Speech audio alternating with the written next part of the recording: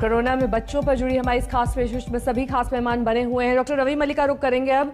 Doctor Ravi Malik, आपके पास कई सारे पेशेंट्स आते होंगे, लेकिन क्योंकि आज का शो फोकस्ड है बच्चों पर, न्यू बॉर्न से लेकर जो टीनेज उम्र के बच्चे हैं, यानी कि 18 साल से कम पर हम इसलिए फोकस कर रहे हैं क्योंकि 18 साल से ऊपर तो अब वैक्सीन शुरू हो चुकी है, लेकिन जो इससे नीचे के बच्चे हैं, जाहिर तौर पर सभी का मेडिकेशन सेम नहीं होता है। न्यूबॉर्न को आप अलग तरीके से ट्रीट करते होंगे और डिफरेंट एज ग्रुप्स का अलग ट्रीटमेंट होता है। ऐसे में क्या हम इन्हें दो ब्रॉड कैटेगरीज में भी डिवाइड करके ये कह सकते हैं कि हाँ, इन बच्चों की इम्यूनिटी लेवल न्यूबॉर्न और जो बहुत कम उम्र के बच्चे हैं उनसे ज्यादा है? नेहा जी, मेरे को कुछ कट के आपकी आवाज आ रही है, मैं आपका प्रश्न समझ गया। देखिए, नॉर्मली क्या होता है कि जो किसी भी उम्र के बच्चे के अंदर ये कोरोना हो सकता है। अभी 2 हफ्ते पहले ही मैंने 3 महीने 4 महीने के 2 बच्चों को कोरोना डायग्नोज किया है, तो ये किसी भी एज में हो सकता है। आने वाले समय में बच्चों को प्रोटेक्ट रखना बहुत जरूरी है क्योंकि ये सबके सब वल्नरेबल हैं। आपसे मैं ये पूछ रही थी कि अलग अलग स्टेजेस बच्चों की जो एज वाइज होती है उसमें संक्रमण का प्रभाव अलग होता है। ऐसे में पीडियाट्रिशियंस के लिए एक बड़ी चुनौती उनसे कोप अप कर पाना और उसी तरीके से मेडिकेशन दे पाना। बिल्कुल, डेफिनेटली हमारे साथ ये चुनौती रहती है पीडियाट्रिशियंस के साथ, क्योंकि बच्चा एक्सप्रेस कर नहीं पाता और हमारे को हिस्ट्री केवल मदद नहीं मिलती है, तो डेफिनेटली इसके अंदर चैलेंजेस आते हैं। लेकिन 2-3 चीजें बताना चाहूंगा क्योंकि मैं कोविड का अस्पताल भी चलाता हूं, तो मैंने ये देखा है कि बच्चों के अंदर जो इस बार वेव आई है, सिम्टम्स थोड़े डिफरेंट हैं। उनके अंदर गैस्ट्रोइंटेस्टाइनल सिम्टम्स आ रही हैं, जैसे पेट में दर्द, उल्टी या लूज मोशन होना, ये थोड़े सिम्टोमेटोलॉजी डिफरेंट आ रही है। और थर्ड वेव में आने वाले में, मैं आपकी डिस्कशन सुन रहा था, इसमें मैं कुछ इनपुट देना चाहूंगा। थर्ड वेव के आने की संभावना काफी ज्यादा है क्योंकि हमारी हर्ड इम्यूनिटी अभी तक बनी नहीं है। अभी तक अगर आंकड़ों के हिसाब से देखा जाए तो केवल 2.2% लोगों को ही कंप्लीट वैक्सीनेशन लगी और जिनको फर्स्ट डोज लग चुकी है वो लगभग 9.5% है, जो कि बहुत कम है अभी हमारी हर्ड इम्यूनिटी। अगर इसी तरह से हर्ड इम्यूनिटी गई और हमारी वैक्सीनेशन की स्पीड नहीं बढ़ी तो थर्ड वेव आ सकती है और जिस तरह से वायरस म्यूटेट हो रहा है वो हमारे बच्चों की तरफ भी रुख कर सकता है। हमारे को 3 काम अर्जेंटली करने पड़ेंगे यहाँ पर। Let us sit at the right nail. हम लोग ये सोचते हैं बच्चों की शायद इम्यूनिटी बढ़ा देंगे, शायद बच्चों का बचाव हो जाएगा। देखिए, इम्यूनिटी बढ़ाने से डेफिनेटली फर्क पड़ेगा, लेकिन हमें जो असली चीज है वो ये है कि थर्ड वेव ना आए और हमारे बच्चों की तरफ ना रुख करे, क्योंकि 41% बच्चे जो 18 साल से छोटे हैं और ये सबके सब वल्नरेबल है। ना तो इनको अभी तक वैक्सीन लगी है और मुझे नहीं लगता कि आने वाले 3-4 महीने में भी वैक्सीन जो है ट्रायल से होने के बाद इनको लगनी शुरू होगी। तो ये थर्ड वेव में सबसे ज्यादा अफेक्ट होंगे और इनके ऊपर काफी प्रकोप आ सकता है। We should be well prepared. देखिए, बच्चों का ट्रीटमेंट बड़ों के ट्रीटमेंट से थोड़ा डिफरेंट है। बच्चों के लिए हमारे को पीडियाट्रिक वेंटिलेटर, पीडियाट्रिक ऑक्सीजन देने की इक्विपमेंट्स और बहुत सारी ऐसी दवाइयां और इलाज की जरूरत होती है, पीडियाट्रिक इंटेंसिव केयर, जो हमारे देश में इस वक्त उनका अभाव है। तो बेस्ट हमारे सामने रास्ता एक ही है कि हम उसको प्रिवेंट करें। प्रिवेंशन के लिए गवर्नमेंट को डिजिटल कम्युनिकेशन, लोकलाइजेशन, मोबिलाइजेशन और मैक्सिमम वैक्सीन ड्राइव जो है वो इन्हें करनी पड़ेगी। माइक्रो लेवल पे प्लानिंग करनी पड़ेगी। आने वाले 3 से 4 महीने में हमारे को हर्ड इम्यूनिटी बढ़ानी पड़ेगी। 22-23 लाख वैक्सीन रोज लगा के हमारा थर्ड वेव नहीं बचेगा। हमें कम से कम 1 करोड़ की वैक्सीनेशन देनी पड़ेगी। क्योंकि मैं कोविड का वैक्सीनेशन सेंटर भी चलाता हूं, मैं आपको ये बताऊंगा, लोगों के अंदर बहुत एंथुसियाज्म है, लोगों का हजूम आ रहा है वैक्सीनेशन लगाने के लिए। लेकिन सरकार को अब चाहिए कि वैक्सीनेशन जो है जहां से भी प्रोक्योर हो सके करनी चाहिए, अगर हमें थर्ड वेव को बचाना है तो। जहां तक बच्चों का तल्लक है, डेफिनेटली उनकी इम्यूनिटी बड़ी इंपॉर्टेंट है, जिसके लिए हम हाई प्रोटीनेशियस डाइट दे सकते हैं। हमें उन्हें फल भी देने हैं, सब्जियां भी देनी है, हाई प्रोटीनेशियस डाइट देना है। एक बड़ा इंपॉर्टेंट चीज बताऊंगा, 30% बच्चे हमारे ओवरवेट या ओबेसिटी की कैटेगरी में आते हैं, जो कि वल्नरेबल है।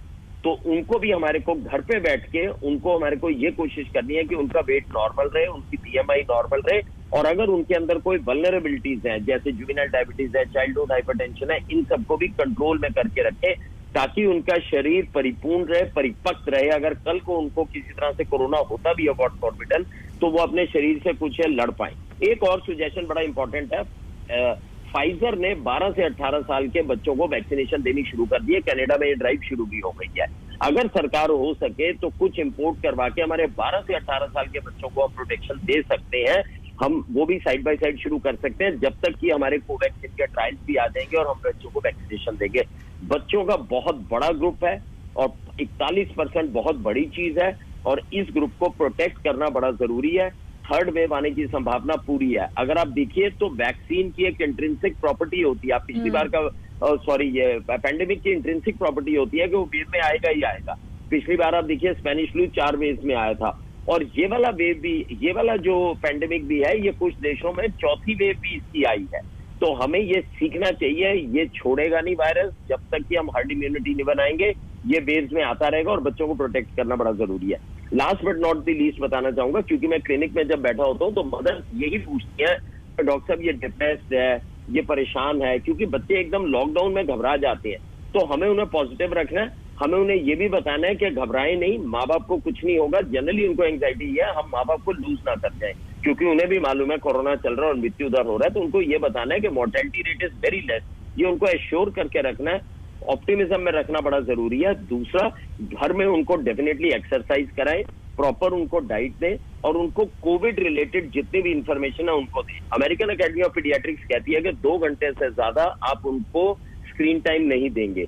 तो मदर्स को किस तरह से रिचुअल्स बनाने बड़े जरूरी हैं कि सुबह 7 बजे उठोगे, 8 बजे तक ब्रेकफास्ट है, फिर आप डॉक्टर नीलम कुछ कहना चाह रही है। डॉक्टर रवि मलिक, ये कहना चाहूंगी नेहा, देखिए जिस तरीके से हमने अडल्ट्स में हाई रिस्क आइडेंटिफाई किया है, सिमिलरली हमें बच्चों में हाई रिस्क आइडेंटिफाई करना है। वो हाई रिस्क क्या है? Anybody who is less than 1 year and obese. Most parents अपने बच्चे को मोटा नहीं समझते हैं, वो यूज करते हैं मेरा बच्चा हेल्दी है। ये दिमाग से निकाले, मोटे को मोटा समझे, बिकॉज मोटे की संभावना सिवियरिटी के लिए ऑलमोस्ट 10 to 20% जैसे अडल्ट्स में बढ़ जाती है, सेम टू सेम बढ़ जाती है। Second, obesity.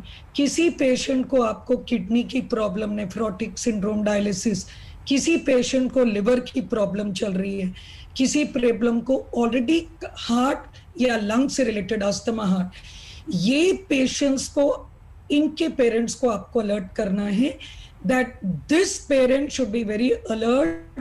आपको प्रिवेंशन का ध्यान रखना है, ओबेसिटी शुड रिड्यूस।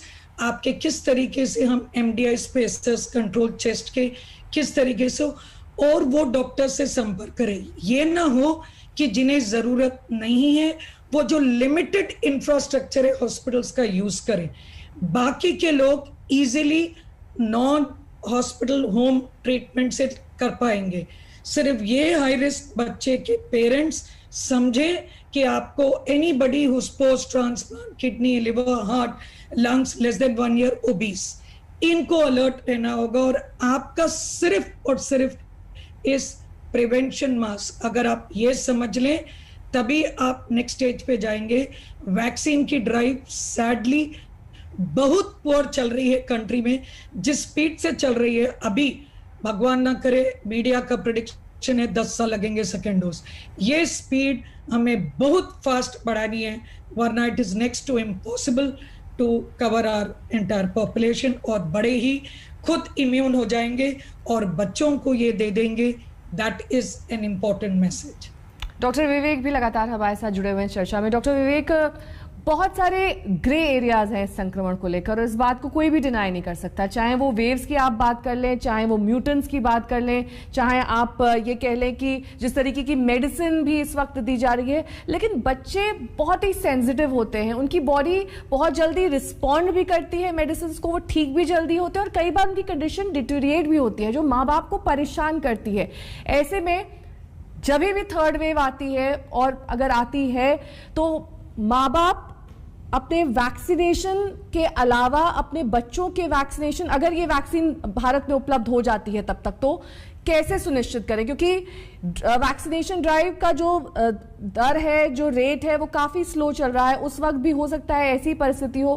घर तक बच्चों को सीमित रखना काफी हद तक सुरक्षा प्रदान कर सकता है, लेकिन पूरी तरीके से तो नहीं। डॉक्टर, सबसे first thing that everyone need to understand is कि Covid disease is much more serious than the vaccine side effects। तो जब तक हम ये वैक्सीन हेजिटेंसी को रिमूव नहीं करेंगे तब तक हमारी वैक्सीन ड्राइव पिकअप नहीं करेगी। लोगों के दिमाग में सबसे बड़ा डर है वैक्सीन लगाएंगे तो कोई साइड इफेक्ट तो नहीं हो जाएगा। आप अगर डिजीज को देखें, उसकी सिवियरिटी को देखें वैक्सीन का side effect is not gonna be that big. अगर लोकल पेन, हल्का फीवर होता भी तो that is not something that one should be worried about. तो वैक्सीन हेजिटेंसी सबको रिमूव करनी होगी और आगे बढ़ के वैक्सीनेशन के लिए जाना होगा। तो फर्स्ट थिंग तो ये आपको करनी है। सेकेंड थिंग इज कि अगर आपको कोविड हो जाता है तो you need to understand the path of the disease, कि कैसे डिजीज मूव करती है। पहले 5 दिन आपके वायरल रेप्लिकेशन के हैं जब आपको फीवर होगा, उसके 5 दिन आपके इम्यून डिसरेगुलेशन के हैं जब कॉम्प्लिकेशन होगी। तो अगर हम डिजीज की पैथोफिजियोलॉजी समझें, हर लीमन इंसान कि कैसे कैसे उसको मॉनिटर करना है, तो उसको पता है कि किस स्टेज पे मुझे डॉक्टर को कंसल्ट करना है और किस तरह से मुझे रिस्पॉन्ड करना है। तो हाई रिस्क जो पॉइंट्स हैं, अगर हर एक बंदा अपने आप में ये चीज समझ लेगा तो वो early recognition of the disease is the key. यहाँ पे गेम सारा टाइमिंग का है। कोई भी दवा तभी काम करती है अगर सही टाइम पे दी जाए। तो अगर पहले 5 दिन में आपका फीवर 103 के ऊपर शूट कर रहा है तो that is a risk factor further for adults और फॉर द किड्स। तो ये हर एक को समझना है। उनके सैचुरेशंस को कब मॉनिटर करना है, कब ब्लड टेस्ट को करना है, इसके लिए there is ample material which is available on genuine websites. So अगर सब लोग उसको एक बार स्टडी कर लेते हैं और समझते हैं कि डिजीज का प्रोग्रेस कैसे होगा और कैसे कैसे उनको इंटरवीन करना है, तो इस वेव को टैकल करना हमारे लिए काफी आसान हो जाएगा।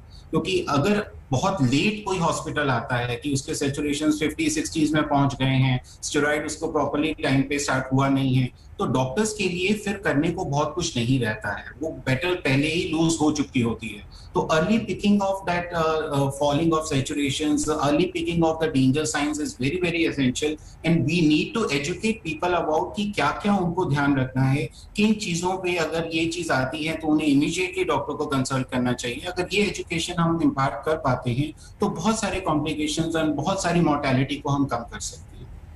डॉक्टर रवि मलिक भी लगातार हमारे साथ जुड़े हुए हैं। डॉक्टर रवि, क्या काउंसलिंग बहुत ज़रूरी है ऐसे पेरेंट्स की कि अगर वैक्सीन भारत में आती है बच्चों के लिए तो इससे डरना नहीं है, इसे अपने बच्चों तक पहुंचाना है, उन्हें वैक्सीनेशन करवाना है? क्योंकि आमतौर पर जब भी हमारे बच्चे होते हैं, हम वैक्सीन के एक लंबे चौड़े प्रोसेस से गुजरते हैं। वो अस्पताल से ही शुरू हो जाता है, उसका बाकायदा एक कार्ड बनता है। ऐसे ही आने वाले दौर में देख पाते हैं आप?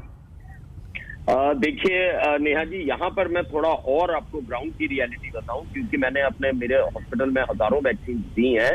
इस वक्त प्रॉब्लम पेरेंट्स की वैक्सीनेशन को लेके एप्रीहेंशन नहीं है। पेरेंट्स नहीं डर रहे हैं, उनको मालूम है 16,000 वैक्सीनेशन दी जा चुकी हैं, ये वैक्सीन बिल्कुल सेफ है। इस वक्त उनकी आतुरता और उनकी एंग्जाइटी है कि हमारे बच्चे को वैक्सीन लगे या हमारे परिजनों को वैक्सीन लगे। तो जहां तक वैक्सीन की एप्रीहेंशन है वो काफी हद तक पेरेंट्स के अंदर इस वक्त नहीं है। उनकी आतुरता यही है कि कब आए और कब वैक्सीन लगा के हम बच्चों को उससे बचाव कर लें, क्योंकि मीडिया की वजह से या डॉक्टर्स की वजह से वो ऑलरेडी काउंसल्ड है, they are just waiting for the jab. पहली चीज तो ये हो गई। दूसरी चीज बताना चाहूंगा, इस वक्त भी जैसे ही हम बच्चे को डायग्नोज करते हैं तो पेरेंट्स क्या करते हैं, हाइपर हो जाते हैं, एंग्जाइटी में आ जाते हैं। मेरे पास अक्सर पेरेंट्स जो है पूरा पुलंदा लेके आते हैं। तीसरे दिन अभी हुआ डिजीज को, एसिम्प्टोमेटिक डिजीज है, सीटी स्कैन भी हो रखा है, ब्लड टेस्ट भी हो रखे हैं, और वो पूछते हैं जी रेमडेसिविर कब देनी है। इस तरह का काम बिल्कुल ना करें। अगर आप बच्चे का एक भी सीटी स्कैन करते हैं तो you are exposing the child on 300 x-rays. ये बच्चे को आगे आने वाले टाइम में रेडिएशन के साइड इफेक्ट्स हो सकते हैं, जो कि कई बार ब्लड कैंसर तक हो सकता है। तो आप बिना डॉक्टरी सलाह के बच्चों के साथ में फिडल बिल्कुल ना करें। और अगर आपका बच्चा एसिम्प्टोमेटिक है, माइल्डली सिम्प्टोमेटिक है, उसमें आपको कुछ भी करने की जरूरत नहीं है। ये मैं बिल्कुल अच्छे से हिदायत देना चाहूंगा। और इंपॉर्टेंट चीज बताऊंगा, बच्चों के अंदर, जो कि आपके व्यूअर्स को पता होना चाहिए, एक बड़ी इंपॉर्टेंट एंटिटी होती है जिसे हम MSIS कहते हैं, multi systemic inflammatory syndrome. It is something like Kawasaki disease. इसमें क्या होता है कि जब कोविड से बच्चा ठीक हो रहा है तो एकदम से रैशेज आ जाते हैं, मुंह के अंदर भी रैशेज आ जाते हैं, थोड़ी स्वेलिंग आ जाती है, आंखों के अंदर भी एकदम लालिमा आ जाती है। ये कावासाकी डिजीज की तरह प्रेजेंट करता है। जब पिछली बार वेव आई थी तो हमने 300 बच्चे लूज किए थे because of this disease world over. तो ये भी एक बीमारी जो है दिमाग में रखनी चाहिए डॉक्टर्स को भी और पेशेंट्स के अटेंडेंट्स को भी। अगर कोविड से बच्चा रिकवर कर रहा है और उसके बाद इस तरह के सिम्टम्स आ रहे हैं, क्योंकि ये केवल बच्चे में होते हैं, ये स्पेसिफिकली बच्चे में होता है, ये बड़े में नहीं होती बीमारी। तो इस बीमारी का हमारे पास बहुत अच्छा इलाज है। हम लोग इंट्रावीनस मिथाइलप्रेडिसोलोन और बड़ी सारी चीजें हैं जो कि देके इसको कंट्रोल में कर लेते हैं, और समय रहते अगर हमें बताया जाए तो बच्चे की जान बचा सकते हैं। एक बड़ी इंपॉर्टेंट और चीज बताऊंगा, क्योंकि हमारी कोविड की इमरजेंसी में अक्सर पेशेंट्स आते हैं जब उनका SpO2 40 है, 50 है, तो मैं ये हिदायत देना चाहूंगा, 5 चीजें बताना चाहूंगा। अगर आपके बच्चे में ये 5 चीजें जब भी हैं और बच्चा कोविड से डायग्नोज है, you rush to the hospital. Number 1, अगर उसको ब्रीदिंग डिफिकल्टीज हो रही है या पसली बहुत ज्यादा चल रही है, छाती में दर्द हो रहा है। नंबर 2, अगर उसका फीवर हाई ग्रेड चल रहा है, specially even after 5 days of illness, तो आप हॉस्पिटल जाइए और उसका प्रॉपर चेकअप कराइए। अगर उसकी ऑक्सीजन डाउन हो रही है, स्पेशली बिलो 94 हो रही है, तो आप हॉस्पिटल जाइए। अगर बच्चा सुस्त है, ड्राउजी है या किसी तरह की इसको खुमारी आ रही है, तो आप हॉस्पिटल जाइए। नेहा जी, बेसिकली ये प्रैक्टिकल पॉइंट्स इसलिए इंपॉर्टेंट है, on one side we have to see कि कोई भी ओवर रिएक्ट ना करके बच्चों का बिना बात के गलत इलाज में ना पड़ जाए, सीटी स्कैन ना कराए। ऑन दी अदर साइड ये भी ना हो कि आप बच्चे को घर में लेके बैठे रहे और जब तक हमारे पास आए तो प्रॉब्लम आ जाए। लेकिन ये एश्योर करना चाहूंगा, 90 से 95% बच्चों के एसिम्प्टोमेटिक या माइल्डली सिम्प्टोमेटिक डिजीज है, आपको कुछ करने की आवश्यकता नहीं है, सिर्फ आप टेली कंसल्टेशन कर लीजिए। एक और चीज बताऊंगा, वो बड़ों वाला इलाज शुरू कर देते हैं। डॉक्टर साहब मेरे को डॉक्सीसाइक्लिन दी तो मैंने 5 साल के बच्चे को भी डॉक्सीसाइक्लिन शुरू कर दी, which is contraindicated in a child who is 5 years old। तो जो बड़ों में दवाई दी जा रही है, जरूरी नहीं है वही हमें बच्चों में दवाई देनी है। बच्चों का इलाज थोड़ा डिफरेंट है। जैसे डॉक्सीसाइक्लिन दवाई है, अभी परसों मेरे पास एक मदर आई, वो कहती है मैं 3 दिन से यही दवाई दे रही हूँ और बच्चा 3 साल का है, जबकि इट इज कॉन्ट्राइंडिकेटेड के बच्चों में नहीं दी जानी चाहिए। सेल्फ मेडिकेशन ना करें, अपने पीडियाट्रिशियन से आप टेली कंसल्टेशन कर सकते हैं और बिल्कुल घबराने की बात नहीं है। और बच्चों को आप बिल्कुल पॉजिटिव फ्रेम में रखें। बच्चों के अंदर चाइल्डहुड डिप्रेशन आजकल काफी आ रहे हैं। जो बच्चे समझदार हैं, 14 साल के, 15 साल के, उनको भी आप ऑप्टिमिज्म में रखिए, उनको रेगुलर एक्सरसाइज कराइए और प्रॉपर फ्रेम में रखिए। लेकिन सरकारों को भी मैं कहना चाहूंगा, वैक्सीन ड्राइव शुरू कीजिए और तेज कीजिए, चल तो रही है, इसको तेज कीजिए। रोज के 1-1 करोड़ वैक्सीन लगाइए। मजाल है जो थर्ड वेव आ जाए यहाँ पर नहीं आएगी, और हमारे को वैक्सीन ड्राइव तेज करनी चाहिए। आप सभी का बहुत बहुत शुक्रिया इस खास चर्चा में शामिल होने के लिए। अभी के लिए बस इतना ही। देश और दुनिया की तमाम खबरों के लिए आप देखते रहिए आज तक।